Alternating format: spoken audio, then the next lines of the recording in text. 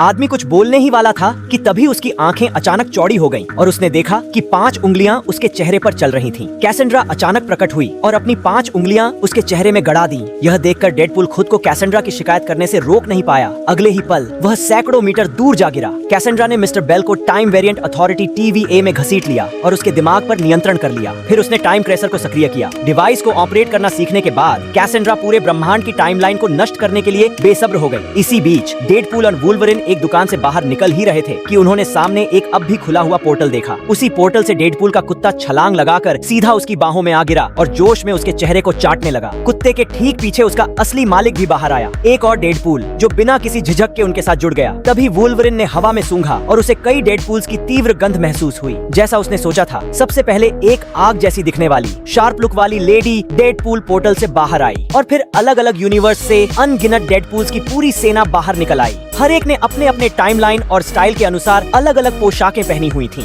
Deadpool army तेजी से सड़क पर फैल गई। इसी बीच एक मस्कुलर बफ डेडपूल आगे बढ़ा और हालात को शांत करने की कोशिश करने लगा। उसका ध्यान सिर्फ TVA में कैसेंड्रा को रोकने पर था, लेकिन जल्द ही पता चला कि ये पूरी डेडपूल आर्मी असल में कैसेंड्रा की बैकअप थी। लेडी डेडपूल ने बिना कोई समय गंवाए अपनी ट्विन पिस्टल्स निकाल ली। उधर बफ डेडपूल ने झट से पास खड़े एक डेडपूल, जिसे हम गुड डेडपूल कह सकते हैं, को पकड़ लिया और उसे एक ह्यूमन शील्ड बना लिया, क्योंकि गोलियों की बौछार शुरू हो चुकी थी।